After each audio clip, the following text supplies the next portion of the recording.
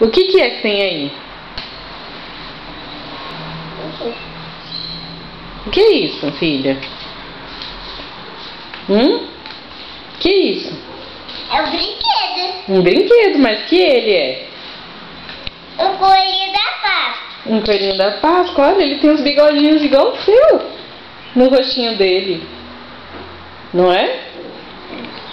Oh. Ele tem um dentão. Não é? E agora? Você gostou dele? Gostei. Dá um beijinho nele. E nos seus outros amiguinhos lá, ó. A girafa. E quem é o outro? É o hipopótamo. De quem?